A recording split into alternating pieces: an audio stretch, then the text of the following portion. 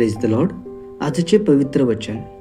तो देवाच्या स्वरूपाचा असूनही देवाच्या बरोबरीचे असणे हा लाभ आहे असे त्याने मानले नाही. देवाला धन्यवाद. प्रभूची स्तुती असो. आपण प्रार्थना करूया.